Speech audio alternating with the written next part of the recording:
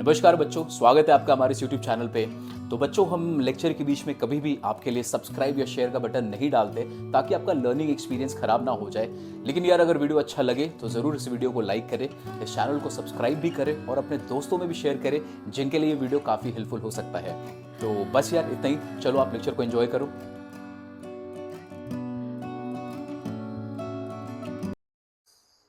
Hello बच्चों, स्वागत है आपका हमारे YouTube चैनल पर। मेरा नाम है सुनील सिन्हा। आज हम लोग जनरल एंट्रीज पर फोर्थ क्लास करने जा रहे हैं। और आज का क्लास करने से पहले मैं आपको एडवाइस करता हूं कि प्लीज़ जो मैंने rules of debit and credit traditional and modern approach के थ्रू लिखवाया था, उसे आप अपनी कॉपी पर लिख लो और देर आफ्टर हमारे वीडियो को वॉच करो एंड रिलेट करो कि ट्रांजेक्शन किस तरह से डेबिट एंड क्रेडिट में जर्नल एंट्री में प्लेस हो रहे हैं। ठीक है बच्चों, मैंने अपने सेकेंड वीडियोस में बताया था कि गुड्स से रिलेटेड ट्रांजेक्शन कैसे किए जाते हैं। हालांकि वो सफिशिएंट नहीं थे। मैं चाहता हूं कि थोड़े थोड़े इन्फॉर्मेशन अपने वीडियोस के थ्रू आपको मैं दूं। वीडियोस को या क्लासेस को मैं बहुत लंबा नहीं करना चाहता हूं इनिशियली। मैं चाहता हूं कि धीरे धीरे आप ग्रो करो, थोड़े थोड़े इन्फॉर्मेशन के साथ बढ़ो, फिर आपके पास वो कैपेसिटी आ जाएगी कि आप बड़ी बड़ी बातों को बड़ी आसानी से समझ लोगे। तो चलो बच्चों, देर नहीं करते हैं और अपनी क्लास को स्टार्ट करते हैं। अपने सामने क्वेश्चंस को लाते हैं और अपने सामने क्वेश्चंस है जर्नलाइज द फॉलोइंग, यानी हमें जर्नलाइज करना। ये 3 ट्रांजेक्शंस आपके सामने दिए हुए हैं। The first transaction is received a VPP for rupees 5,000 and sent a peon to collect it who paid rupees 200 on its cartage। बच्चों, सबसे पहले VPP का मतलब आपको समझना चाहिए। इसका मतलब होता है वैल्यू पेएबल पोस्ट। कभी क्या होता है कि बिजनेसमैन पोस्ट ऑफिस के थ्रू गुड्स मंगवाते हैं। पहले ये ज़्यादा होता था और उस समय जिस समय उनके पास गुड्स आ जाता था तो क्या करते थे, तो पैसे दे के गुड्स को ले लेते थे। अभी ये कॉन्सेप्ट आपके सामने बहुत ही नॉर्मल है। कैश ऑन डिलीवरी इसी को बोलते हैं कि गुड्स आपको मिलते हैं, उसके बाद आप कैश देते हो। तो वीपीपी थोड़ा सा अजीब सा टर्म आपको लग रहा होगा। वीआईपी तो आपने सुना होगा, लेकिन वीपीपी कुछ नया लगा। इसका मतलब वही होता है वैल्यू पेएबल पोस्ट, मतलब बाद में दिया जाएगा when we receive goods through the post office. Now अभी इसका मतलब ये हो गया कि हमने 5,000 को कोई सामान मंगाया, क्योंकि कौन सा सामान मंगाया ये नहीं लिखा हुआ है, तो वी विल अंडरस्टैंड कि we are purchasing goods. Goods आया है और गुड्स को छोड़वाने के लिए हमने अपना एक प्यून को भेजा कलेक्ट करने के लिए, जिसने 200 रुपया कार्टेज पर खर्च किया। कार्टेज का मतलब हो गया कि जब आदमी खुद से सामान ढो के लाता है या ठेला गाड़ी के थ्रू सामान को लाता है तो उसको कुछ पैसे अपने भाड़ा जो बोलते हैं, जिसे फेयर वो डिमांड करता है, वो देने पड़ते हैं। That is called cartage. तो यहाँ पर 5,000 रुपया तो गुड्स के नाम पर देना पड़ा, 200 रुपीज कार्टेज के नाम पर देना पड़ेगा। तो हम लोग जो एंट्री पास करेंगे, क्योंकि गुड्स के नाम पर पैसे खर्च कर रहे हैं, तो गुड्स के लिए हम लोग क्या लिखते हैं, परचेजेज अकाउंट। आपको पता है purchases account is a nominal account, और नॉमिनल अकाउंट एक्सपेंसेस के केस में हम लोग डेबिट करते हैं। ऐसा आपने देखा होगा गोल्डन रूल्स यानी ट्रेडिशनल अप्रोच में, डेबिट ऑल एक्सपेंसेस, इसलिए हम लोग इसको ट्रेडिशनल अप्रोच में डेबिट कर रहे हैं। और मॉडर्न अप्रोच में क्या है कि दिस इज एक्सपेंसेस, और जब हम खरीद रहे हैं मतलब एक्सपेंसेस हमारे बढ़ रहे हैं। व्हेन एक्सपेंसेस इंक्रीज होता है तो उसे डेबिट करना पड़ता है। आप अगर आपके पास कॉपी है तो आप देखो, आपको मैच होता रहेगा। ठीक है।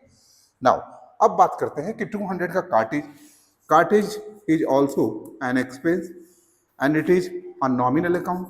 तो नॉमिनल अकाउंट के हिसाब से एक्सपेंस को हम डेबिट करेंगे, और मॉडर्न रूल्स के हिसाब से हम लोग एक्सपेंसेस बढ़ रहे हैं तो एक्सपेंसेस इंक्रीज होंगे तो उसे डेबिट करेंगे। एंड कैश जो हमारा रियल अकाउंट है which goes out, real account golden rules बोलता है गोज आउट के केस में हम उसे क्रेडिट करते हैं, और मॉडर्न रूल्स बोलता है कि असेट है, cash is an asset and वो जा रहा है मतलब घट रहे, तो डिक्रीज इन असेट को हम क्रेडिट करते हैं। तो दोनों रूल्स के थ्रू जब आप एंट्री करोगे तो आपको यही एंट्री आने वाला, कोई अलग एंट्री नहीं आने वाला है। तो इस तरह से आपने इसको देखा। नाउ अपने सेकेंड ट्रांजेक्शन की ओर जाते हैं और उसको भी समझने की कोशिश करते हैं। यहां है purchase goods for cash ₹10,000, okay, and freight incurred.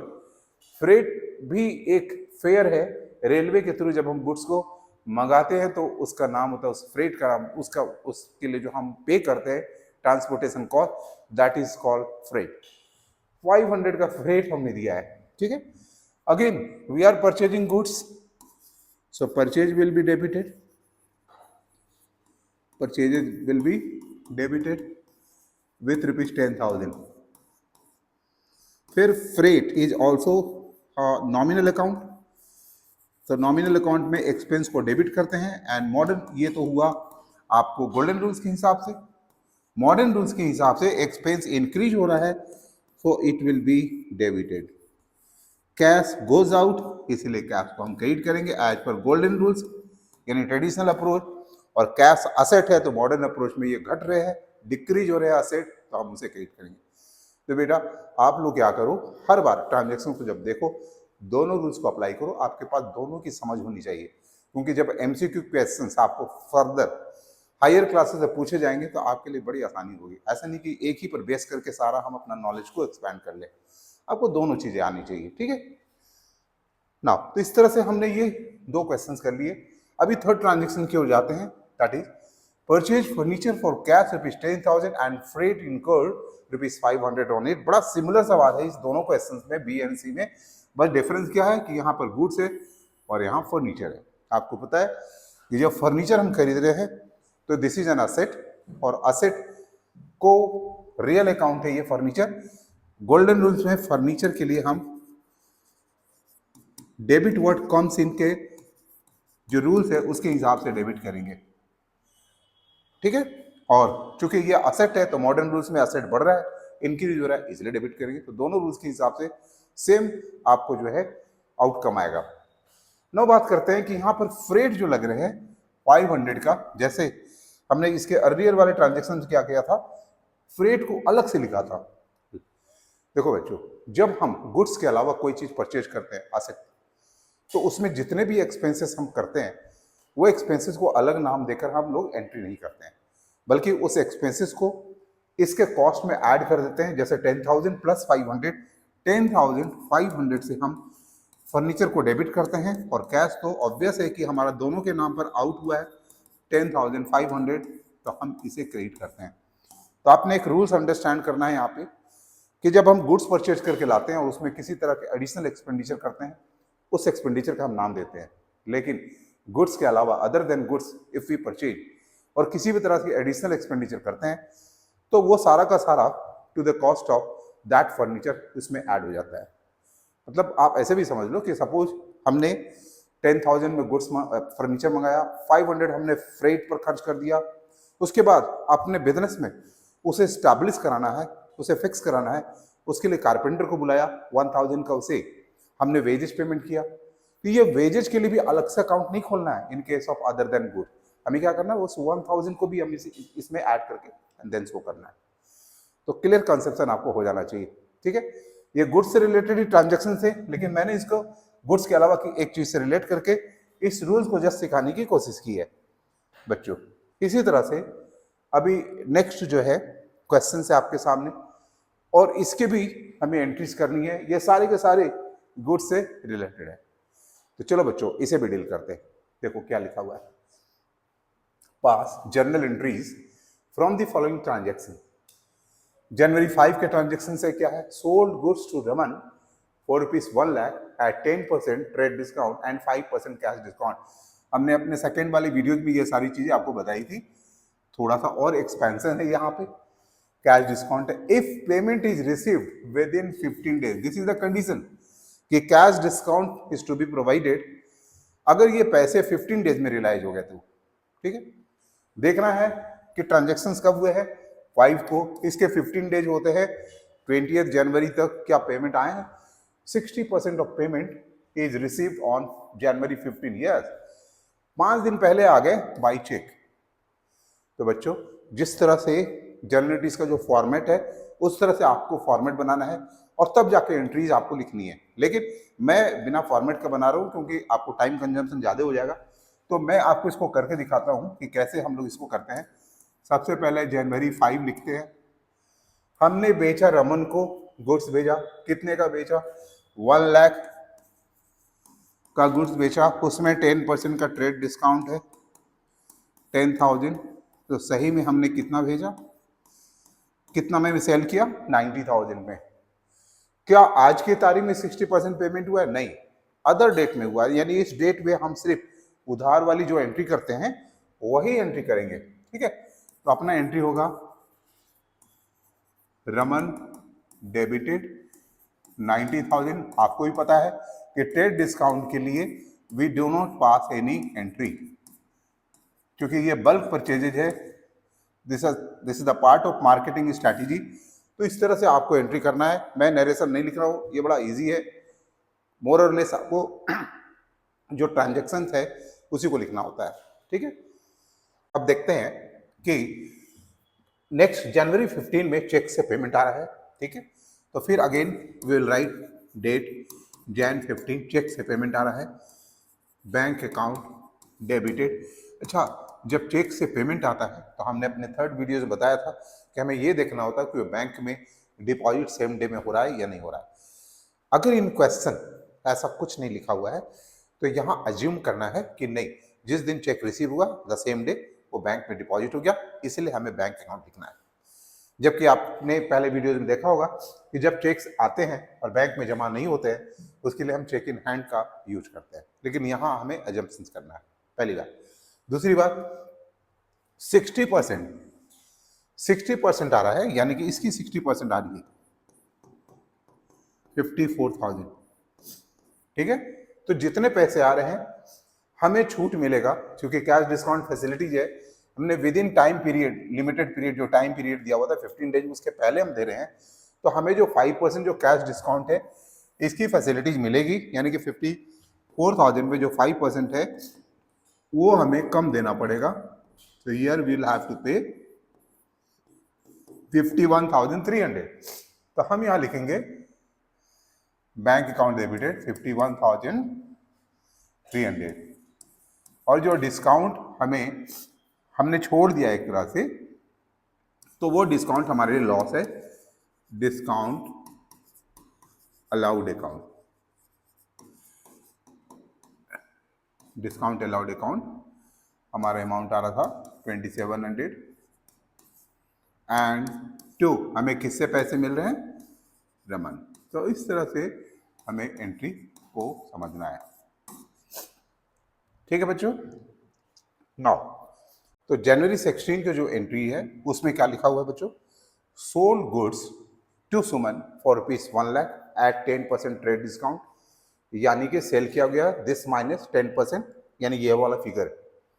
तो इधर वाली फिगर को अभी हम लोग हटा देते हैं फिलहाल इस क्वेश्चन में। ठीक है, एंड लिखा हुआ है and 5% cash discount, this cash discount is also available if the payment is received with in 10 days, 10 दिन के अंदर। यानी हमने सेल किया 16 को, अगर ये 10 दिन यानी 26 जनवरी से पहले आ जाए तो कैश डिस्काउंट फैसिलिटीज मिलेगा अगले को, और हमारे पास पैसे कम आएंगे।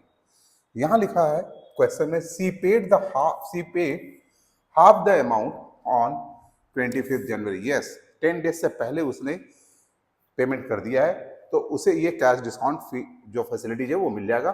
फिलहाल हम इसके लिए एंट्री बनाते हैं बच्चों, फिर आगे वाला भी टर्म को पढ़ेंगे। January 16 Suman debited 90,000 to sales account, Suman debited to sales account. Thereafter January 25 में क्या हुआ? पैसे आ रहे हैं तो हम लिखेंगे कैश अकाउंट डेबिटेड। अच्छा, कितने पैसे आ रहे हैं? हाफ अमाउंट, यानी इसका हाफ आ रहा है, तो इसका हाफ हो गया 45,000। क्या पूरा का पूरा 45,000 आएगा? नहीं, क्योंकि इसमें विद इन टाइम लिमिटेड जो है उसके अंदर में पेमेंट आया है, तो इसमें फर्दर जो है कितना परसेंटेज? 5% हमें छूट मिलेगा। तो यहां हम 5% डिडक्ट करके और जो अमाउंट रिसीव करेंगे 2500 नहीं सॉरी 2250, तो जो अमाउंट आएगा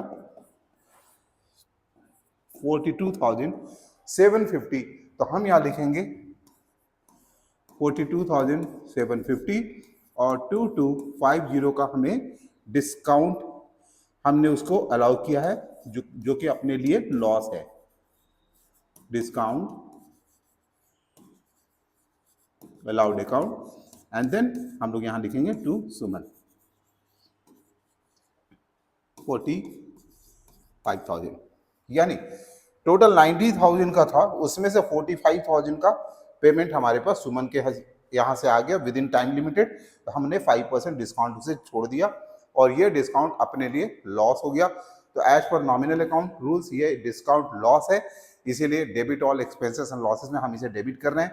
cash account is a real account, तो रियल अकाउंट के रूप से debit what comes in, Suman is a personal account and debit the receiver, credit the giver, ये हमारे गोल्डन रूल्स हैं। तो देख लो बच्चे कि आप उसके हिसाब से भी बना के समझ सकते हो। नाउ आगे समझते हैं कि क्या लिखा है फिर 30% ऑफ द रिमाइंडर्स। रिमाइंडर्स का मतलब कि 50% पेमेंट दे दिया हमने, अब रिमाइंडर बच गए कितने, फिर से 45,000। 90,000 में 45,000 का क्लियरेंस हो गया, बचा 45,000, इसका 30%, रिमाइंडर का 30% जो है 13,500, ये भी पेमेंट आ गया, लेकिन वो कब आया, जनवरी में, ये जनवरी 31 में आया। वेयर है जो टाइम लिमिट था वो 10 डेज का था, यहाँ 10 डेज का टाइम लिमिट था, यानी कि 26 के अंदर आता तो हमें इस पर भी डिस्काउंट अलाउ करना होता, लेकिन ये आया नहीं है, उसके बाद आया है आफ्टर द टाइम पीरियड। तो हम जो जनवरी 25 में जो एंट्री करेंगे वो क्या एंट्री करेंगे बच्चों, जनवरी 25 नहीं बच्चों, जनवरी 31 में हम जो एंट्री करेंगे, कैश अकाउंट डेबिट 13,500 टू सुमन 13,500। तो मेरे ख्याल में आपको सब कुछ क्लियर समझ में आ रहा होगा। देखो बच्चों यहां पर एक बात ध्यान रखना है आपको कि ये जो लिखा है 30% ऑफ द रिमाइंडर्स, सपोज ये वाला टर्म नहीं लिखा रहता एंड 30% ऑन 31 जनवरी, तब यहां पर 30% हम पूरा का पूरा 90,000 पर निकालते। रिमाइंडर का 30% था तो 50% आने के बाद जो बचा 50%, उसका 30% हमने निकाला। अगर ऑफ द रिमाइंडर नहीं रहता, रिमाइंडर्स नहीं रहता, तो हम लोग क्या करते बच्चों, हम लोग डायरेक्ट 90,000 का 30% 27,000 से ये एंट्री पास करते। तो यहां तक आपको क्लियर हो रहा है। चलो अगले ट्रांजेक्शन की ओर जाएंगे और उसे भी समझने की कोशिश करते हैं, ठीक है।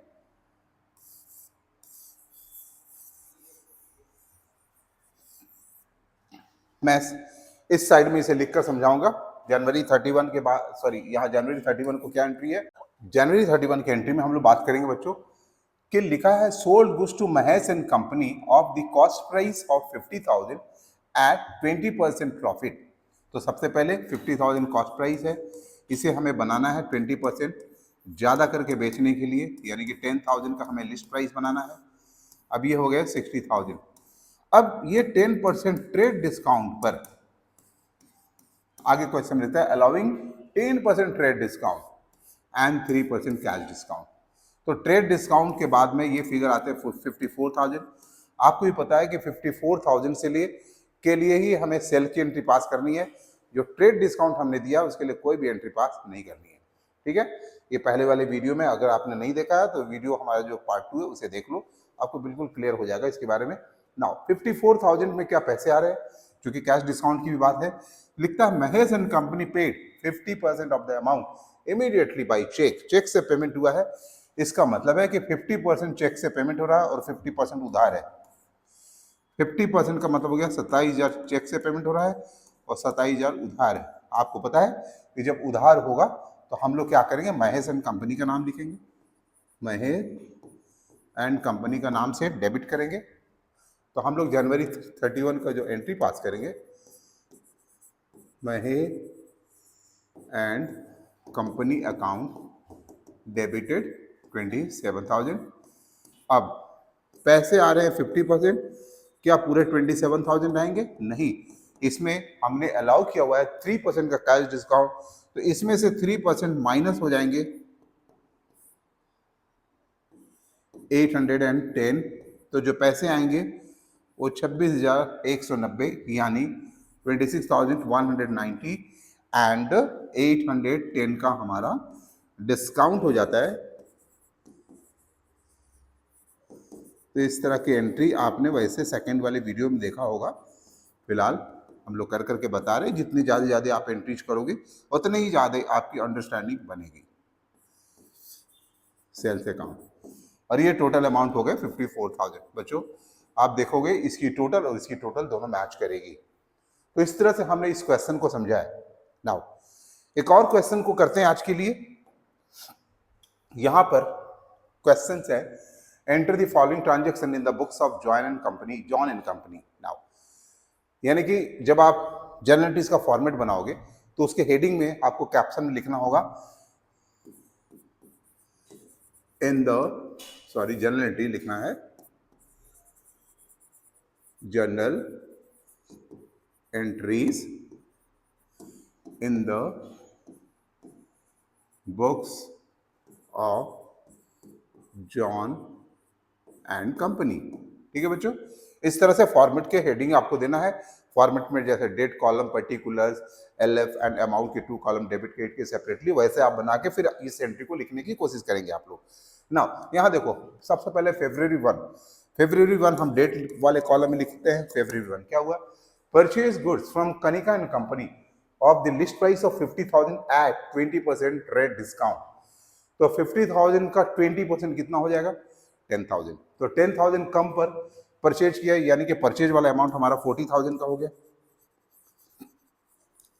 Purchases account debited 40,000। ठीक है, टू कनिका एंड कंपनी। ठीक है, 40,000। फिर अगले डेट पर बात होती है फरवरी 2 में। वो क्या बात होती है? फरवरी 2 में return goods to Kanika and company of the list price of 10,000। तो हमें क्या करना है? कनिका एंड कंपनी को गुड्स लौटाना है।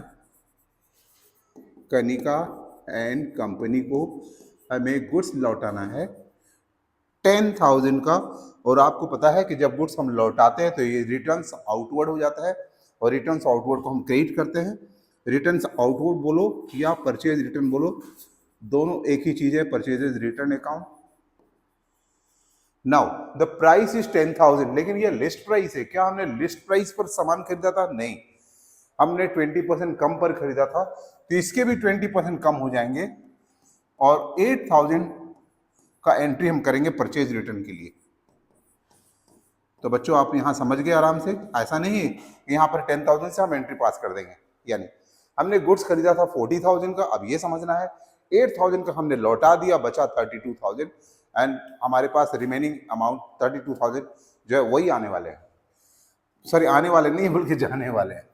यहाँ लिखते हैं paid cash to Kanika and company under a cash discount of 5%। यानी यहाँ पर कैश डिस्काउंट का फैसिलिटी मिल गया है, और ये हमारा कौन सा डेट पर है? फरवरी 5। क्या करना है हमें? कनिका एंड कंपनी का जो बैलेंसिंग अमाउंट है 32,000 का, वो हम पेमेंट कर रहे हैं। ठीक है, कैसे पेमेंट कर रहे हैं? पेड कैश लिखा हुआ है, टू कैश।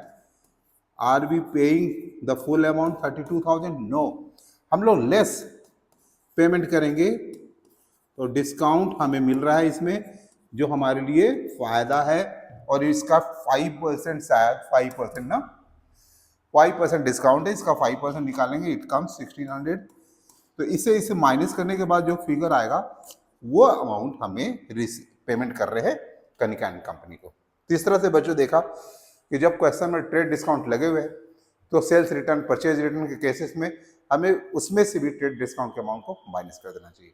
ठीक, नाउ अब आप सोचो इसी क्वेश्चन को, क्योंकि journal entries in the books of John and company बनाया ना, हमने गुड्स खरीदा है किससे? कनिका एंड कंपनी से।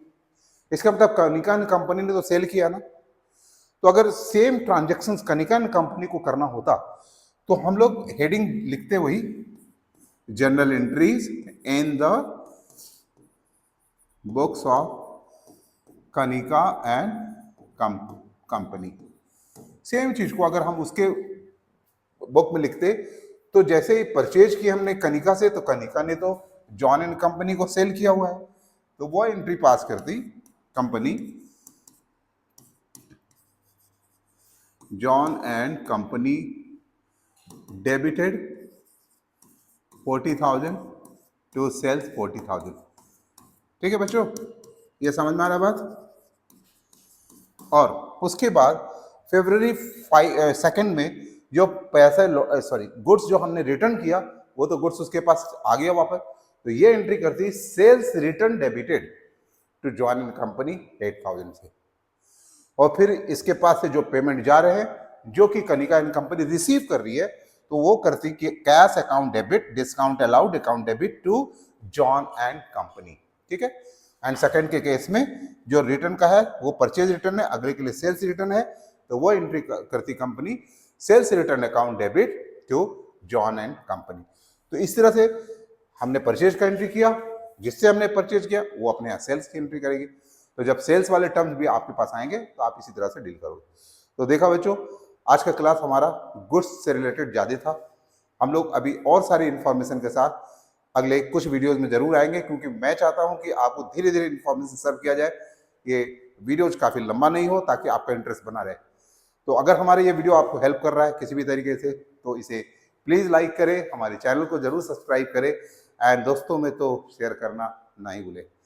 चलो मिलते हैं बच्चों अगले वीडियोज में। Till then take care and bye bye.